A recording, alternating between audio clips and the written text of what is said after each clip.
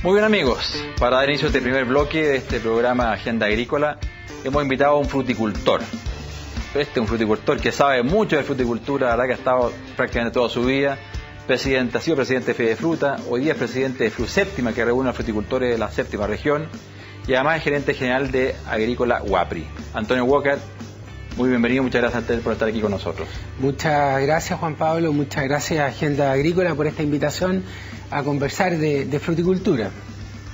Así es, Antonio. Bueno, la verdad que, como yo decía, tú eres gerente general de Frutícola Guapri, que está en la séptima región, donde tiene una superficie importante, entiendo, de manzana, de cereza, varias frutas. Cuéntanos un poquito de este emprendimiento. ¿Estás relacionado con tus hermanos, con otras personas? ¿Cómo nace y qué es hoy día Frutícola Guapri? Bueno, Juan Pablo, esta empresa tiene una larga historia ya, aunque para mí es corta, pero el año 87, a fines de los 87, mi padre, que era empresario, que era abogado, que era minero, su sueño era hacer fruticultura.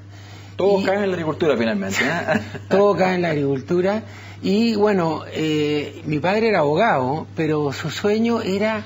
Tenía alma de campesino, él decía. Entonces yo trabajaba en la exportadora de frutas y ahí me dice, o te sales de la exportadora de frutas o yo hago esto solo. Bueno, y ahí junto con mi padre comenzamos esta empresa que es Agropecuaria Guapri. Ya llevamos 27 años en la zona, hemos plantado más de 1.500.000 árboles frutales entre manzanas, cerezas, peras, kiwi, y la verdad es que ha sido una empresa del punto de vista frutícola muy moderna, muy humana, y para mí ha sido muy estimulante participar de haber creado esta empresa de cero. Nosotros no teníamos tierra, partimos de cero, y la verdad es que hemos hecho una fruticultura muy moderna, de alta tecnificación, donde trabaja mucha gente con nosotros, más de 800... Antonio, que hay muchos colaboradores dentro de esta empresa. Bueno, la verdad es que yo siempre digo que yo soy parte de un equipo.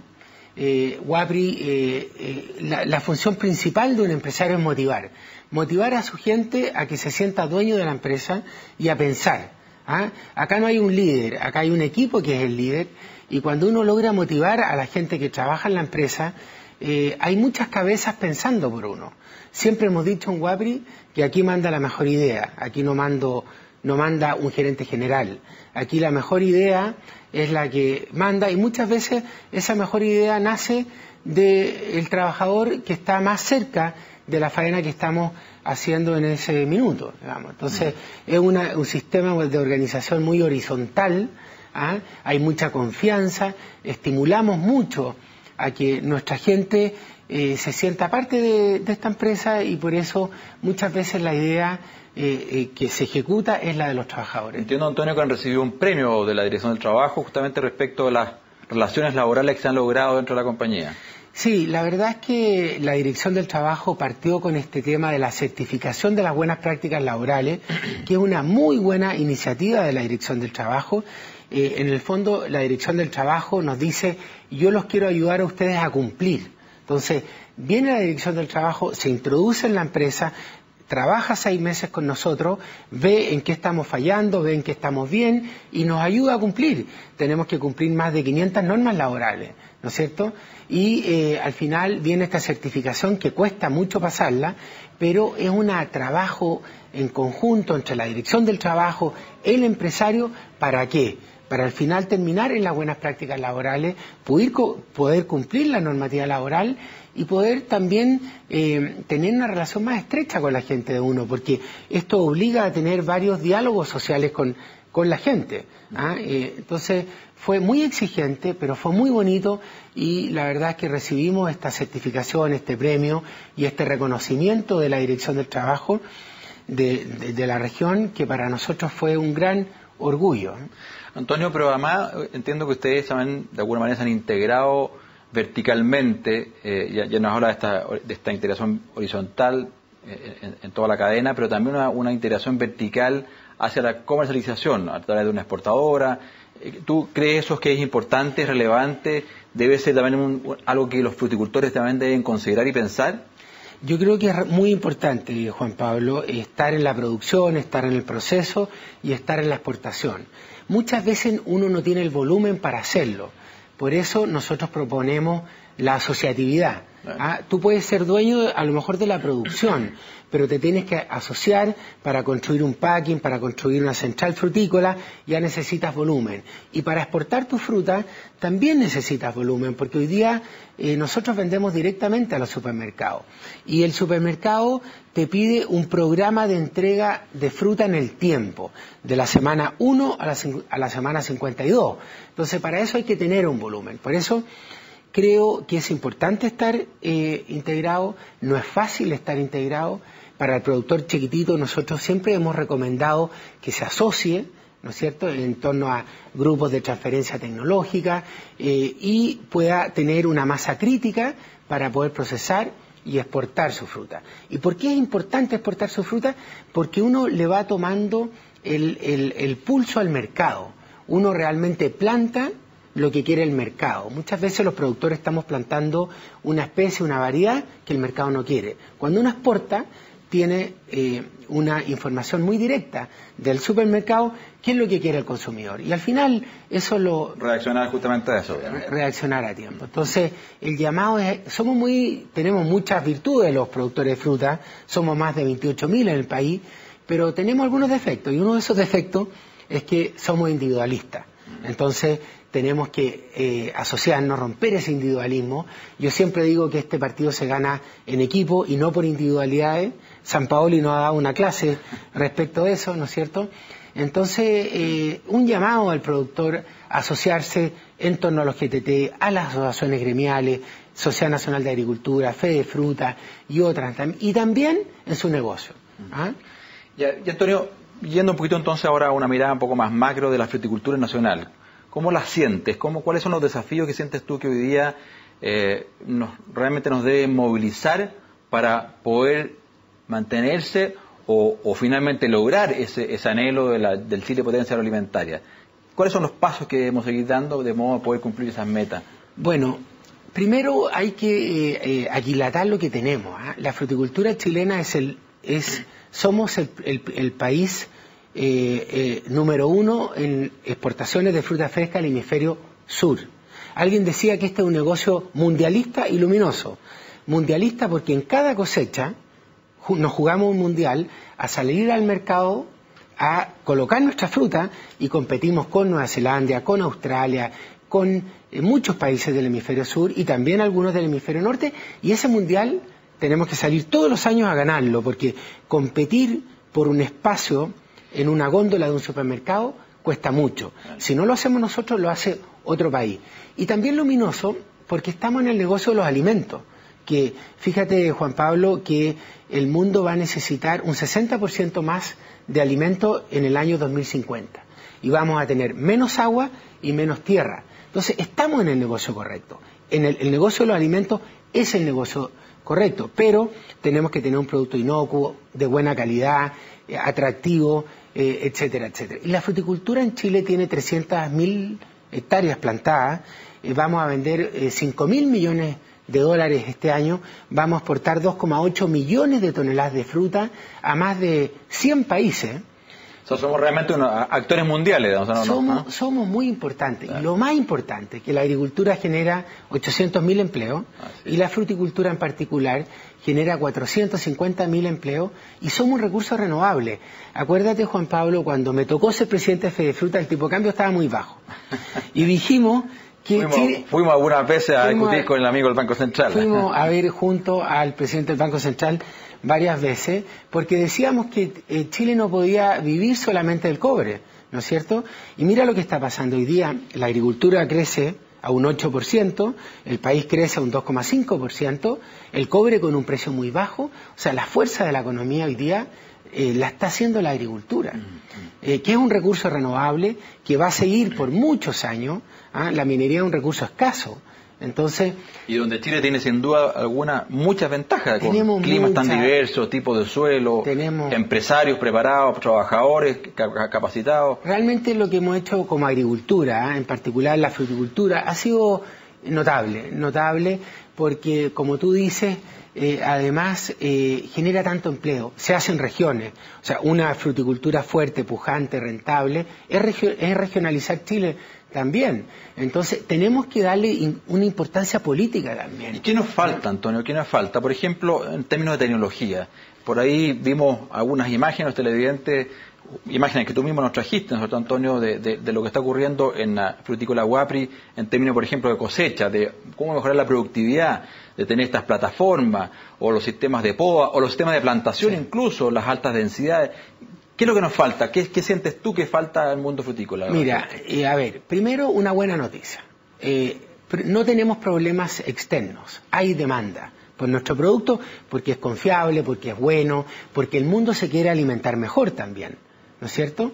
¿Qué nos falta si nos vamos a Chile? La principal limitante que tenemos para seguir creciendo es la escasez de mano de obra. Entonces estamos en una campaña nosotros como empresa, como Guapri, de reencantar al trabajador que trabaja en el comercio, en la construcción, en la minería, a volver al campo, porque la calidad de vida es muy buena. ¿Cuál es el problema en el campo? Que el trabajo es sacrificado, el esfuerzo físico que hace el trabajador es grande.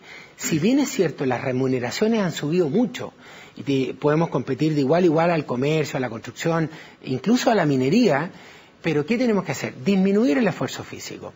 Y para eso tenemos que plantar huertos modernos donde podamos introducir plataformas de tal forma que la gente vaya en esta plataforma, no use escaleras, pues subir una escalera, bajar una escalera con un capacho de 14 kilos para una mujer, para un adulto mayor, es muy complicado. Entonces, con estas máquinas no vamos a aumentar productividad, no vamos a ahorrar jornadas hombres por hectárea al año, pero vamos a disminuir esfuerzo físico. Y de esa forma vamos a poder incorporar a los jóvenes, a los adultos y a las mujeres. Nuestras grandes aliadas aquí han sido las mujeres. Un 40% de la gente que trabaja con nosotros son las mujeres. Y la verdad, Juan Pablo, es que hacen un trabajo muy notable, muy delicado en los raleos, en las aberturas de ramas.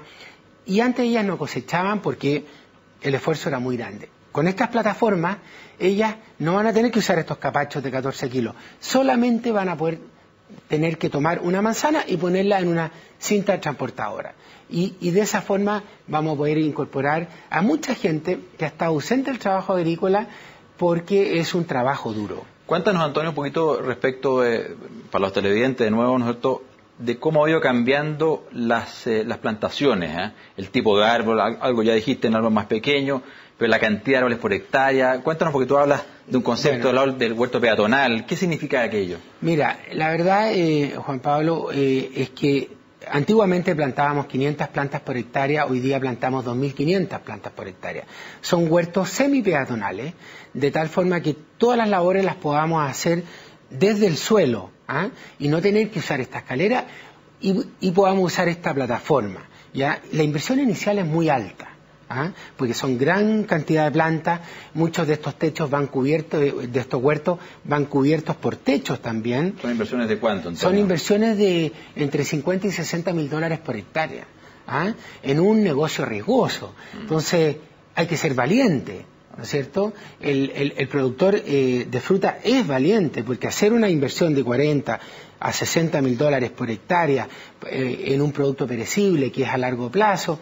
Pero mira, a los que nos gusta este tema, creemos en este tema, viene el negocio de los alimentos, tenemos muchas ventajas comparativas, como tú decías, como país, para producir fruta, viene un cambio en la alimentación, entonces hay que atrever a hacérselo. ¿Qué nos falta? ¿No es cierto?, reencantar a la gente a volver a trabajar con nosotros. El respeto es muy importante, los comedores, las herramientas de trabajo, el ser más profesional en nuestras relaciones laborales es importante. Nosotros los agricultores tenemos que mejorar en eso, estamos mejorando. Y, por otro lado, tenemos que tener un financiamiento a largo plazo, con buenas tasas, con años de gracia, para poder hacer estas inversiones. Y ahora viene una reconversión frutícola importante. Lo que tú plantaste hace 15 años ya no sirve, porque el consumidor tiene otro gusto, otro color, otro sabor, Entonces, viene un cambio en los tipos de huertos y viene un cambio también en que el consumidor quiere otros sabores, otros aromas, otros colores, y nosotros tenemos que darle el gusto al consumidor. Por lo tanto, siempre tenemos que estar renovándonos. Uno tiene que estar renovando más o menos un 5% de sus huertos, para siempre estar a la vanguardia, para siempre estar ofreciéndole al mercado lo que el consumidor quiere. Antonio, hemos hablado mucho nosotros del mundo privado, de este fruticultor, de los colaboradores, las personas que trabajan, todo el esfuerzo que está haciendo. Hablas también de alguna manera de la necesidad de financiamiento adecuado.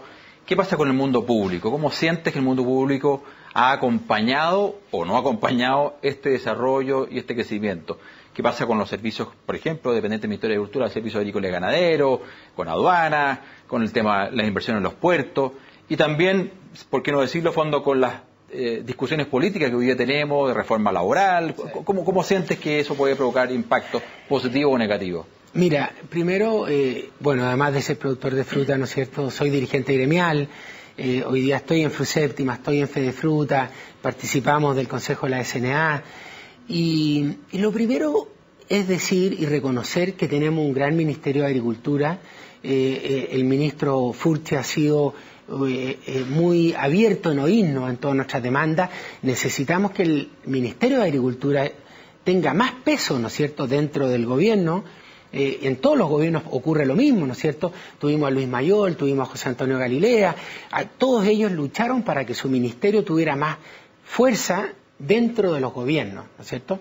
Entonces, primero, decirle a los gobiernos, al Estado, que nos perdamos el miedo. Cuando nosotros demandamos temas concretos por nuestro sector, estamos pensando en las regiones, estamos pensando en la gente que trabaja con nosotros, no estamos pensando en nuestro metro cuadrado, no estamos pensando solamente en nuestra empresa. Un ejemplo, Juan Pablo, el último campo que nosotros plantamos se llama La Chispa, era un campo de rulo, con espinos, y eso lo transformamos en un año en un predio... ¿Rulo significa qué, Antonio, para explicarlo? De rulo, un campo sin agua, ¿no es cierto? Compramos un campo sin agua, tuvimos que hacer pozos profundos, por suerte salió agua, tuve 2 años sin dormir, porque el riesgo era súper fuerte, eran suelos arcillosos, muy compactados, donde no estábamos seguros si se podía hacer o no hacer fruticultura, y plantamos 150 hectáreas en un sector donde no había fruticultura. Ahí había un villorrio pequeñito, La Chispa, ¿no es cierto? ¿Y qué ocurrió? Todo ese villorrio trabaja en este predio, viene gente de todas partes a trabajar en este predio, ahí vienen los técnicos agrícolas a hacer prácticas, los jefes de cuadrilla son técnicos agrícolas, y se forma un mundo espectacular. Y hoy día, cuando uno llega al campo, uno ve furgones, ve autos, ve motos, ve bicicletas, ve un desarrollo tremendo. Entonces, cuando uno ve ese cambio en ese predio y en la gente que trabaja en ese predio, uno dice, esto es lo que hay que hacer. Entonces, el llamado al mundo público es, perdámonos el miedo, miremos el siglo XXI, miremos lo que viene. Nosotros queremos lo mejor para el país. Y el país tiene que querer lo mejor, digamos, para los empresarios y su gente. Entonces, cuando vamos a hablar de una ley laboral, es decirle al gobierno, nosotros somos socios de los trabajadores, nosotros queremos lo mejor para los trabajadores y queremos lo mejor para el entendimiento entre empresarios y trabajadores. Entonces vemos una ley laboral... Trabajadores con los cuales también nosotros conversamos cuando tenemos interacción con ellos. Imagínate, Juan Pablo, yo salí a los 22 años de Santiago con mi maletita a Curicó. Me acuerdo la primera semana no tenía luz, no tenía agua, ¿no es cierto?, porque no estaba la bomba de agua ni el transformador de la luz. Entonces uno se va a hacer patria y cuando ve estos campos que están abandonados, que se transforman en verdaderas industrias y ve el impacto social que esto tiene, uno se motiva. ¿Y qué te preocupa hoy día la ley laboral? Nosotros tuvimos 2 horas hace muy poco tiempo con la ministra del Trabajo. Nosotros le hicimos ver que nuestro sector de la agricultura tiene particularidades muy específicas que no tiene la industria o que no tiene el mundo urbano. Entonces, nosotros hemos estado trabajando desde el 2008, Juan Pablo, con la SNA, SOEX, Fedefruta, en una mesa de diálogo social, en una mesa laboral, ¿no es cierto?, con muchas organizaciones sindicales y laborales. Y nos pusimos de acuerdo en cuáles tenían que ser las reglas del juego y queremos que ese acuerdo se plasme en una ley, que es la ley del Estatuto del Trabajador por Temporada Agrícola. ¿Qué es lo que me preocupa? Que la nueva ley laboral está muy enfocada a un 14% de los trabajadores, que son los trabajadores sindicalizados. Entonces, yo me pregunto, ¿qué beneficio tiene esta ley laboral para un trabajador no sindicalizado? Y no tiene. Entonces, estamos perdiendo la oportunidad de hacer una ley laboral mucho más profunda, en que favorezca la capacitación, la incorporación de los jóvenes, de las mujeres, el entendimiento entre trabajador y empresario, ¿no es cierto?, en que nos deje la ley convenir con nuestros trabajadores en los precios de cada labor, y echo de menos, digamos, yo diría, un mayor entendimiento, comprensión de cómo funciona el mundo real todos los días a las 7:30 de la mañana cuando nos juntamos con nuestra gente. De alguna manera confío un poquito más en la autonomía, en las voluntades de las partes del trabajador y del empresario, Tenemos que tenernos más confianza. Yo le hago un llamado a la autoridad pública. El diseño de las políticas públicas es muy importante para el desarrollo de los privados. Entonces, cambiemos de lenguaje, tengámonos confianza. Los privados queremos lo mejor para el gobierno de turno y el gobierno de turno tiene que digamos, creer en lo mejor para los trabajadores y la empresa privada, digamos. Bien, Antonio, bueno, te quiero agradecer este recorrido que hemos hecho por la fruticultura nacional y el análisis también del rol del Estado, el rol de los gobiernos respecto de poder justamente desarrollar este tremendo potencial que tiene Chile como país frutícola. Te quiero agradecer justamente, como te digo, tu presencia hoy día con nosotros. Bueno, Juan Pablo, gracias a ti, a Agenda Agrícola, por darnos esta oportunidad de mostrarnos lo que hacemos en regiones y en fruticultura en particular. Tenemos un tremendo potencial y solo depende de nosotros seguir desarrollándolo y que nos transformemos en una potencia agroalimentaria. Ok, muchas gracias, Antonio. Bueno, amigos, vamos a una pausa y luego continuamos con un agricultor destacado de la zona de la Araucanía.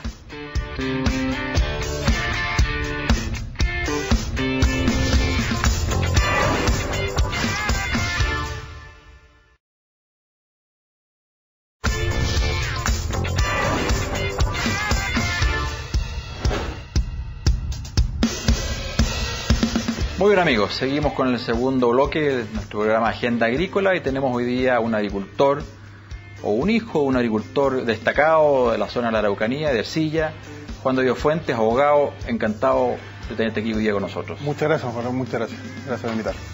Juan de Dios, cuéntanos, ustedes son una familia propietaria de campos allá en la zona de la Araucanía, específicamente en Ercilla, tu padre. ¿Cómo llega la familia Fuentes a la zona? ¿Desde cuándo?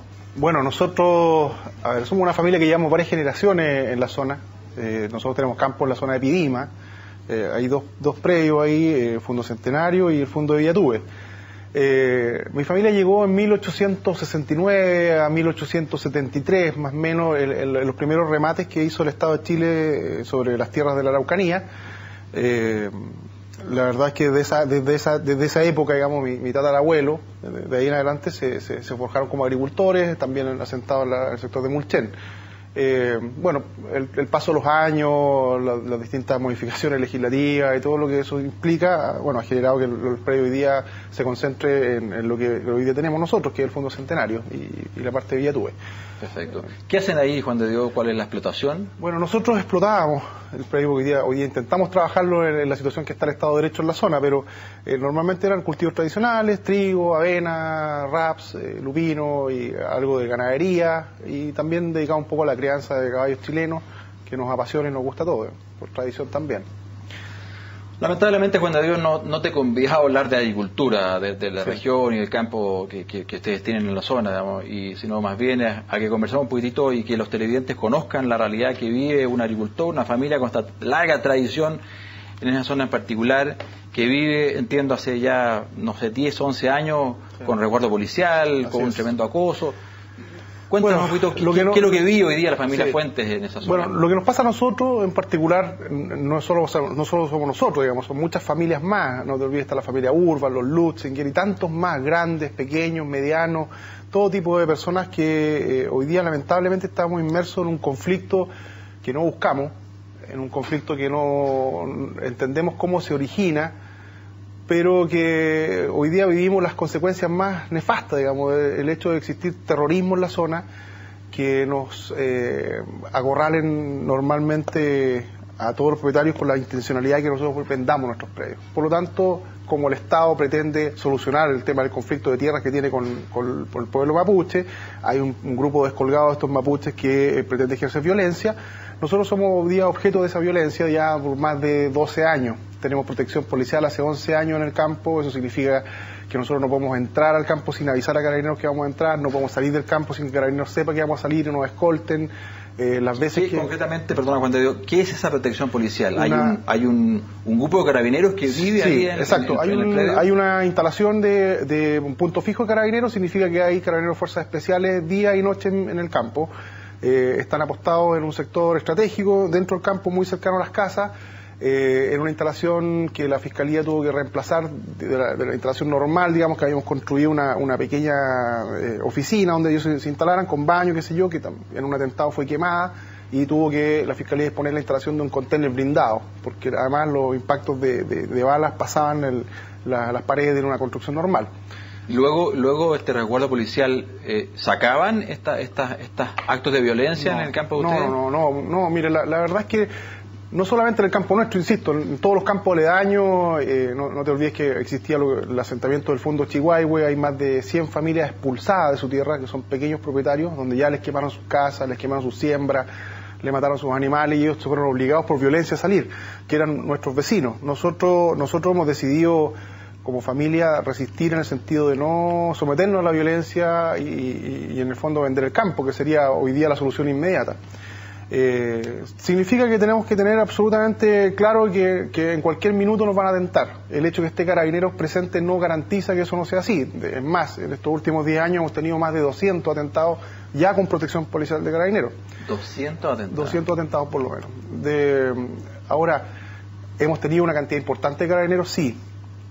También en momentos críticos en que han habido, de hecho, ciertos que hacen entender a la inteligencia que van a haber atentados. Hemos tenido mucha protección policial, no obstante eso igual hemos sido atacados. Hay más de 11 carabineros heridos en nuestro predio. ¿Los ataques cuáles son? Mira, los ataques son de distintos tipos y van mutando con el tiempo dependiendo de las circunstancias políticas del momento. Parte esto con atentados contra los bienes, en el sentido de quemarte instalaciones, quemarte maquinaria, matar animales, abigeato, matarte caballos. Sigue después con intentos de toma o posesión del predio, donde se instalan dentro del predio, cortan árboles, botan todo lo que pillan, los cercos, los cortan completos, los tiran a la calle, prenden fuego a la estaca, impiden los accesos. Después de eso empiezan los disparos a las casas. Normalmente nos disparan de muchos lados, a veces tú despiertas a las 3 de la mañana y no sabes de dónde te disparan. Te están llegando, se rompen los vidrios de la casa, entran las balas, hemos estado con familia, con niños y hemos tenido que salir con ellos en el suelo, en punta y coda, hacia lugares seguros. Y tú no sabes realmente de dónde vienen los disparos. ¿Y quiénes son, Juan de Dios? ¿Quién de alguna manera? Porque... Aquí hay un tema largo de explicar, pero creo yo que son grupos terroristas, son grupos entrenados, que saben lo que hacen. Hay toda una estructura, cuando no ha habido ataques, que se hace de día, porque esto normalmente era la madrugada, pero cuando se hace de día, normalmente tú puedes distinguir a personas que andan con camuflaje militar y que dan instrucciones. En un atentado un señor que claramente le dicen comandante, que estas personas saben lo que hacen cuando tienen armas cortas, cuando tienen armas largas, tienen personas que van recogiendo los casquillos, tienen todo un entrenamiento que les permite realizar estos atentados dejando las menos huellas posibles respecto de la forma como actuaron. ¿Quiénes son? Son personas que están ligadas sin duda al tema de la causa mapuche, no son el pueblo mapuche en general, por cierto. Nosotros hemos convivido con ellos y hemos tenido una muy buena convivencia durante generaciones. Pero de pronto aparece la violencia como un mecanismo, y un mecanismo para obligarte a que el Estado compre por una parte y a uno a vender. Porque en un predio en que ya no puedes producir, en que ya si siembras tú no sabes si vas a cosechar, porque estás trillando como nos pasó el año pasado y te queman todo el borde y por cierto se quema todo el potrero. No sabes si puedes tener animales porque si no los tienes con un carabinero al lado, cada animal te los van a matar o te los van a robar. Entonces al final... tú vas viendo que son grupos que se nutren de la violencia, que se nutren de la delincuencia, porque ellos subsisten gracias al robo de madera, al robo de animales. Por cierto, también hay aportes de países extranjeros, de grupos que lo están financiando. Y te empiezas a dar cuenta que que a nivel del Estado, a nivel de política, la violencia empieza a surtir efecto. Empieza a haber personas que dicen, yo no voy a aceptar más el miedo, ya no puedo dormir en mi campo, ya nadie viene, ya nadie me presta servicio, porque te queman la maquinaria y ya nadie te presta servicio. Nadie va a arriesgar una maquinaria que vale muchos millones de pesos, ¿no es cierto?, en un predio en que se la pueden quemar. Entonces empieza a desincentivarte. Y llega un minuto en que las personas dicen, no sabe qué solución hay, vender. ¿Quién compra en la región de la Araucanía? Nadie. El único poder comprador hoy día es la CONADE. Entonces le ofrece a la CONADE y estos grupos van ganando espacio. Y ellos para eso, ellos obtienen un triunfo. La prueba, por ejemplo, el caso de los Urban, tan conocido. Don René soportó 12 años de atentados, pero tremendo. Incluso él terminó con sus manos quemadas en un atentado, que le tiraron una molotov a un camión que él iba manejando, atentados contra la vida de sus hijos, etcétera, etcétera, que llegó un momento que dijo, ¿sabe qué más? Yo no voy a perder un hijo por esto. Así que, ok, les vendo. Y les vendió forzado. Tú, cuando digo estás de acuerdo, porque aquí hay un concepto que se ha instalado, que es el concepto del desmedro, donde habría una superficie en que el Estado de Chile, según entiendo, nos explicaba la semana pasada, Mirta Casa, justamente en este programa, habría una superficie de fondo que el Estado de Chile le estaría en deuda con algunas comunidades mapuche. Pero eso claramente se ha sobrepasado por largo de fondo. Si es que esa era la superficie, 35, 40 mil hectáreas, hoy día entiendo que están en sobre 180 mil hectáreas las que se han comprado. ¿Tú estás de acuerdo? ¿Qué piensas respecto de este concepto del desmedro? Y en caso particular del predio de usted, ¿hay aquí un traslapo de títulos o no lo está? En el caso particular del predio nuestro, no, nunca fue título de per se. O sea, no estamos dentro de lo que ellos llaman el desmedro. Ahora, la existencia o no del desmedro es un tema que es de larga data, que dice relación probablemente con una decisión política de reconocer esto como una obligación del Estado. Si tú me preguntas si esa obligación existe, para mí no existe, está extinguida. Hay conceptos que son esenciales en el derecho público que dicen relación con la certeza jurídica. Las instituciones tienen que avanzar, tienen que progresar y por lo tanto tiene que haber certeza jurídica. Y hay momentos en que la ley tiene que decir, momentos ya las cosas se extinguen. Si efectivamente se generó algún desmedro, bueno, si el Estado lo quiere reconocer, que lo pague el Estado. O sea, no puede ser que hoy día se sostenga que ese desmedro que ellos llaman deuda histórica, que ya se sobrepasó, digamos, la entrega de tierras, pero bueno, que ese desmedro hoy día tenga que ser con cargo a propietarios particulares. Es decir, nosotros somos los que estamos hoy día poniendo nuestros bienes a disposición de que el Estado decida o no decida recompensar o reponer ciertos desmedros que creen existir. Pero el tema pasa más allá, porque a partir del convenio 169 ya el tema ya no pasa a ser el desmedro, ya no pasa a ser los títulos de merced. Deja de estar radicado el tema en el concepto simplemente de tierra a restituir. Empieza a hablarse de autodeterminación y empieza a hablarse de territorio. Y por eso ya pasa a ser menos importante la cantidad de hectáreas. Ya no importa si es un propietario que tenga 1 hectárea, 2 hectáreas, 100 hectáreas o 2000 hectáreas. Lo importante es ir avanzando en territorio. Y eso es lo que nosotros estamos viendo con pavor en la región de la Araucanía, donde ellos hablan de autodeterminación, de espacios territoriales, de una serie de otros conceptos que tienden a políticas separatistas. Y el Estado, en la medida que va comprando tierras y va produciendo este fenómeno de avance hacia la autodeterminación. Ahora, las compras que hace el Estado son absolutamente cuestionables. Tú sabes que cuando uno compra algo, hay una manifestación de voluntad que tiene que ser necesariamente pura y simple, es decir, sin que existan presiones de por medio. Tiene que existir una voluntad tendiente a decir, yo quiero vender por razones mías propias, pero aquí existen unas medidas de fuerza que te obligan a vender. Una venta extorsionada. Absolutamente extorsionada. Aquí estamos hablando de una extorsión absoluta para conseguir que algunas personas salgan de un espacio determinado que ellos consideran espacios territoriales. Por lo tanto, el tema del desmedro, si bien existe y es en materia de debate y tendrá que ver relación con la responsabilidad que tenga el Estado respecto de determinados grupos o personas que se dicen descendientes de aquellos que quedaron en desmedro, hoy día ya no es un tema. Hoy día el tema es autodeterminación, territorialidad, ¿no es cierto? Y lamentablemente la región de la Araucanía queda muy inmerso en eso. Cuando digo, creo que uno hacemos cargo, por otro lado, quiero llevarte tal vez a algo un poquito distinto de la región de la Araucanía en particular, es una región tremendamente pobre, en donde no solamente gente del mundo mapuche, sino que también pequeños parceleros, gente del sector rural que vive realmente una marginalidad importante, ¿no? Y siento también, por otro lado, que en muchos casos ellos han sido una especie como de caldo de cultivo, fondo para estos grupos organizados, que dicen, oye, mire, aquí tengo una oportunidad, vamos, acompáñeme a este acto. ¿Cómo nos hacemos cargo entonces de lo anterior? Hacemos cargo de esa marginalidad, de esa gente que, insisto, independiente del origen que sea, que realmente cuando tiene vive un nivel de pobreza que es probablemente muy inaceptable. Voy a partir diciendo de que efectivamente es una región que sufre pobreza, pero es una región tremendamente rica. Nosotros tenemos suelos de primera, tenemos buen clima, tenemos desarrollo turístico que podría ser fantástico, tenemos una región hermosa, llena además de una riqueza increíble que significa esta cantidad de personas de distintos orígenes que formamos la región de la Araucanía. Por lo tanto, es una región tremendamente rica, con mucho potencial. Pero se ha confundido también, en lo que dice relación con este conflicto, lo que es la pobreza del pueblo mapuche con lo que es la pobreza, en el fondo, del campesinado. Correcto. Aquí estamos hablando que efectivamente es una región que ha sido empobrecida desde el punto de vista del campesinado, del pequeño propietario. Ellos no han tenido muchas oportunidades. Y hoy día la ley, las políticas y todo lo más tienden a resolver el problema del mapuche empobrecido. Pero ¿qué pasa con el pequeño campesino que queda absolutamente fuera?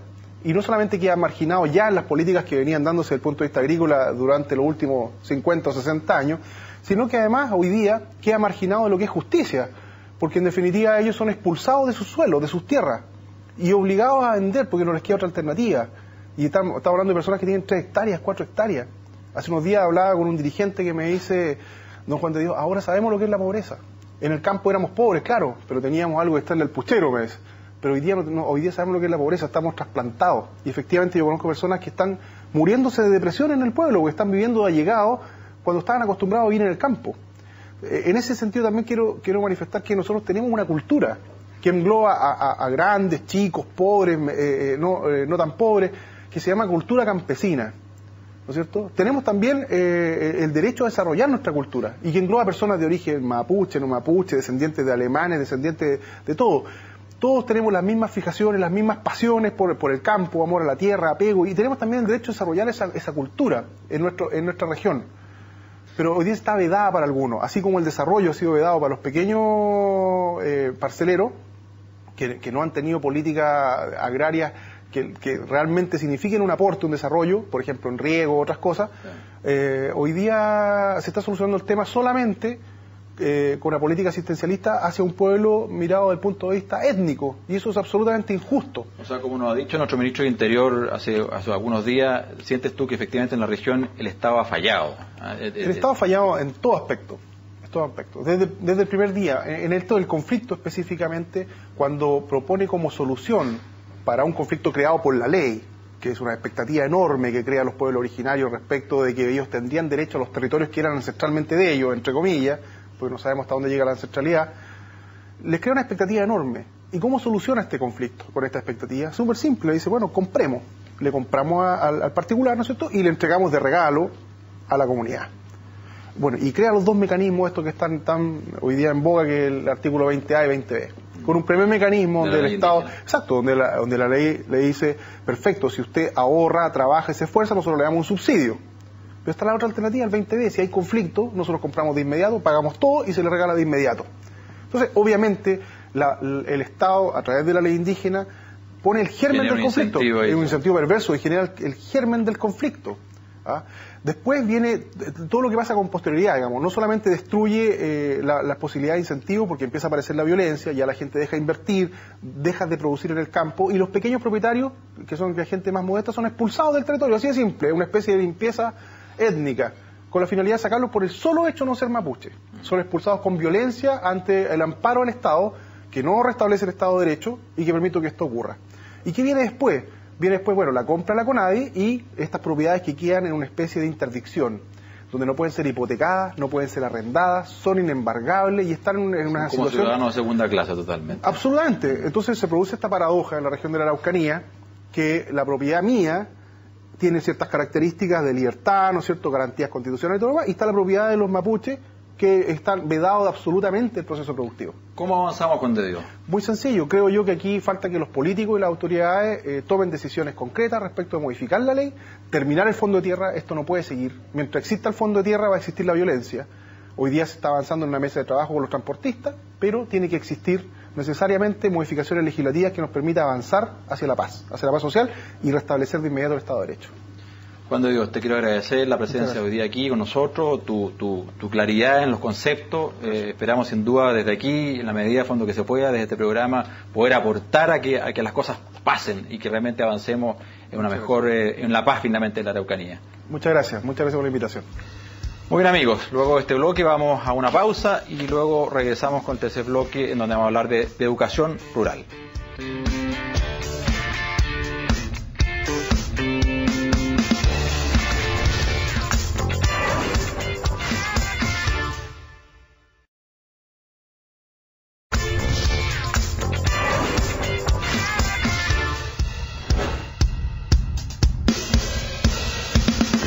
Muy bien amigos, como anunciábamos en este tercer bloque vamos a hablar de educación rural, tan importante, los jóvenes en el sector rural, cómo se educan. Para ello vamos a hablar con el gerente general de SNA Educa, Arsenio Fernández. Muy bienvenido Arsenio por estar aquí con nosotros hoy día. Buenos días Juan Pablo y muchas gracias por la invitación para comentar con tus auditores el trabajo que se hace en la educación agropecuaria y rural del país. Arsenio, ¿qué es SNA Educa? Bueno, SNA Educa es una corporación educacional, filial de la Sociedad Nacional de Agricultura, cuya misión es dar oportunidades de desarrollo personal a los habitantes del mundo rural especialmente. Estamos ubicados, digo estamos porque sí, me siento parte, Arsenio, y me llena de orgullo sin duda alguna, ubicados de dónde hasta dónde, Arsenio, contarle a los televidentes. Sí. SNA Educa administra en la actualidad 20 establecimientos educacionales ubicados desde Alto Hospicio hasta Coyhaique, mayoritariamente ubicados en el sector rural, proporcionando 13 especialidades distintas, pasando desde agricultura, que es la más importante, pero por gastronomía, electricidad, electrónica, mecatrónica, construcciones metálicas, mecánica automotriz, mecánica industrial. ¿Por qué se amplía la mirada, Arsenio, pasar desde una educación rural orientada a lo agropecuario a todas estas otras especialidades? Son varias las razones, pero yo diría que las más importantes es que los sectores donde están ubicadas nuestras escuelas, que es en el mundo rural, las necesidades de desarrollo del sector va más allá de las necesidades puntuales de ejercer en la agricultura. La verdad es que en el mundo rural necesitamos eléctricos, necesitamos gente que trabaje en construcción, en gastronomía, en todas las cosas que estamos emprendiendo. Por otra parte, Chile lleva 30 o 40 años de crecimiento continuo y los países, a medida que van creciendo, van optando por otras alternativas distintas a la agricultura. De modo que las escuelas agrícolas han tenido algún problema para acceder, o sea, para incorporar estudiantes, y a cada una de las escuelas agrícolas que ha tenido esa dificultad les hemos puesto como compañero una nueva especialidad que pueda persistir en los alumnos que necesitamos para mantener la agricultura. Asimismo, Arsenio, como conversábamos con Antonio Walker en el primer bloque de este programa, por ejemplo, la fruticultura requiere de personas y de trabajadores, colaboradores cada vez más capacitados, y que sean capaces de justamente relacionarse con la tecnología, con las nuevas formas de llevar a cabo el trabajo agrícola. ¿Cómo de alguna manera interactuamos y cómo nos enteramos como escuelas agrícolas de esos nuevos requerimientos? Sí, yo diría que este es el punto central del proyecto educativo nuestro, en el sentido de comprender que Chile ha crecido mucho y creció a partir de los años 80 fundado en el crecimiento agrícola. Pero las condiciones que había en esos años no se dan ninguna de ellas hoy día. De modo que el transformar a Chile en una potencia agroalimentaria implica incorporar mucha tecnología al proceso productivo.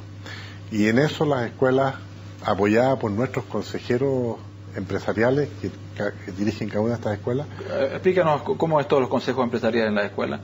¿Qué rol cumplen? Sí, quisiera terminarla de modo que nosotros hemos ido incorporando mucha tecnología a los establecimientos, generando centros especializados en riego, en caballos, en vino, en leche, donde en el colegio, en el campo escolar, tenemos toda la tecnología que existe hoy día en Chile para poder enseñar a nuestros estudiantes con lo que van a enfrentarse en el futuro en el campo. Esta es una política, la de los consejos empresariales, que lleva casi 40 años en nuestra institución. Creo que fueron muy visionarios quienes iniciaron este proyecto educativo al incorporar el estamento de consejos empresariales constituido por los principales empresarios de la zona en las materias que dicen relación con el colegio. Han sido de una ayuda extraordinaria, tanto para conseguir prácticas, para ubicarnos para dónde debe ir el currículum, para ubicar trabajo. Es gente que normalmente ha sido exitosa en sus negocios, de modo que ha sido gente que se ha anticipado a los tiempos, y eso lo van llevando también a nuestros colegios. Mira qué maravilla, o sea, empresarios de cada una de las regiones que se incorporan activamente al devenir de la escuela agrícola que está en su región, ¿no? Yo les rindo un homenaje a ellos. Tenemos hoy día más de 120 empresarios que se han desparramado por Chile y que están permanentemente apoyando la gestión escolar, apoyando a los directores, a los equipos directivos, a los profesores. Son gente muy involucrada en nuestro proyecto educativo. Arsenio, ¿cuántos y quiénes son los alumnos de las escuelas de SN Educa? Sí, en la actualidad SN Educa tiene una matrícula de aproximadamente 10.000 estudiantes. ¿Hombres y mujeres? Sí, hombres y mujeres. La mitad de nuestros estudiantes viven en el colegio, porque por nuestra ubicación rural, gente que vive distante del colegio, de modo que la mitad de ellos necesitan vivir en el colegio. Y viven también hombres y mujeres sin ninguna dificultad. Es gente mayoritariamente proveniente del mundo rural, que vienen de las escuelas básicas rurales. Las llamadas escuelas unidocentes. Efectivamente. Eso es un, no sé si la palabra precisa, es un problema, es un desafío, más bien, un desafío para nuestro rol educacional cuando recibimos a un niño en primero medio. Sí, yo quisiera mencionar, porque es poco conocido, el 33% de las escuelas básicas rurales tienen un profesor para toda la escuela. Es decir, es un profesor que normalmente atiende 4 a 6 cursos en el mismo horario. El 78% de los colegios básicos rurales no tiene un profesor por curso, de modo que los profesores atienden 2 o más cursos. Esa es la realidad. O sea, entonces, que también habría que rendirle un homenaje a esos profesores, digamos. Efectivamente. Es un esfuerzo que sin duda alguna hacen. Es un esfuerzo tremendo, pero hoy día que se menciona que la educación es un derecho, yo quisiera que sea un derecho para todos, y que los niños del mundo rural reciban las mismas prestaciones que el resto de los habitantes del país. Esos son los niños que mayoritariamente llegan a nuestros colegios. Hacemos un reforzamiento para llegar a los niveles que debieran llegar en primero medio, y de ahí para adelante seguimos con nuestro proyecto educativo, yo diría con mucha alegría por el éxito que logramos con nuestros alumnos. Y parte del éxito, Arsenio, y parte de lo que se le entrega a estos alumnos tiene que ver también con conexiones que se han desarrollado a nivel internacional, y eso ha permitido enviar a una cantidad importante de niños afuera. Cuéntanos un poquito de cuál es la lógica de esa conexión. O sea, yo quisiera mencionar que el aspecto más importante del proyecto educativo nuestro es la formación en valores. O sea, queremos tener buenas personas, y yo diría que eso es muy bien logrado porque lo medimos a través de la gente que está trabajando en encuestas que hacemos los empresarios. Chile, por su característica, las características del mundo rural, que es el que es más conocido para nosotros por nuestra relación con la Sociedad Nacional de Agricultura, nos invita a tener experiencias internacionales, y particularmente por lo que ocurre con el área industrial. Chile es un país escasamente industrializado, donde encontramos dentro de América Latina países con una industria mucho más fecunda que la chilena, y donde hemos ido a mirar cómo hacen el proyecto educativo, y hemos tenido experiencias muy interesantes tanto en Colombia como en Brasil, donde tenemos muchos lazos, y hemos incorporado parte de sus proyectos a nuestro proyecto educativo. Quiero mencionarles que recientemente un alumno nuestro fue a competir a la Olimpiada Mundial de Electricidad. Permanentemente estamos compitiendo en el concierto americano, y tenemos infinidad de proyectos de pasantías para estudiantes y para profesores en Nueva Zelanda, en Francia, en Brasil, en Colombia, en Argentina, en Estados Unidos. Qué maravilla. Arsenio, cuéntame un poquitito, ¿cómo es la conexión? Ya me hablaste de estos consejos empresariales, pero ¿qué pasa la conexión entre estas escuelas nuestras y las empresas? Lo que conocemos, de alguna manera, esta educación dual tan conocida y reconocida que ocurre en Alemania. ¿Qué pasa en Chile con eso? Sí, la opinión nuestra es que el sistema dual alemán es un fantástico sistema que funciona muy bien en Alemania, no tanto en Chile. Nos preocupa que se piense que es la solución para la educación técnica en Chile. Yo creo que es solución para algunos colegios en Chile, colegios de nicho, particularmente ubicados en la región metropolitana, donde hay mucha industria. En el resto del país no está tan industrializado, de modo que no es tan fácil tener una carrera de electricidad o de electrónica en una ciudad donde hay pocas posibilidades de hacer las prácticas. Eso es bastante común en Chile. Es por ello que nosotros hemos optado en general por un sistema dual interno. Perfecto. Ahí tiene razón estos centros de especialidad que nombraste al principio. Centros especializados, y aunque no sean centros especializados, tenemos talleres donde se pueden realizar las tareas propias de la industria que se... Los niños pueden efectivamente aprender haciendo dentro del predio, tanto lo agrícola como los otros temas más industriales. Sí, y al respecto me gustaría señalarle que estamos permanentemente compitiendo en materias técnicas, y con bastante éxito, y compitiendo con la educación superior universitaria. Y nos va bastante bien porque nuestros alumnos están permanentemente practicando, de modo que son muy idóneos en la parte práctica. Bueno, Arsenio, la verdad que te quiero agradecer, y especialmente agradecer el esfuerzo que sé que tú haces, todo tu equipo a nivel nacional, los profesores, las personas que colaboran en el CNEDUCA, porque realmente el impacto hacia esa cantidad de jóvenes es muy, muy importante, y yo creo que estamos haciendo ahí un trabajo de cambiar Chile desde las regiones, desde el sector rural, que es claramente muy importante. Quiero agradecer tu participación hoy día también. Muchas gracias, Juan Pablo, y permíteme agradecer también de parte de nuestra corporación a los 1.200 funcionarios que colaboran con nosotros.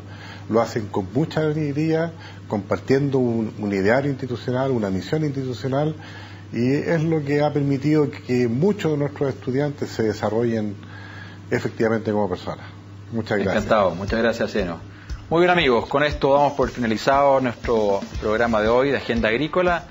Les agradecemos su sintonía y los dejamos invitados para la próxima semana en un nuevo programa de Agenda Agrícola.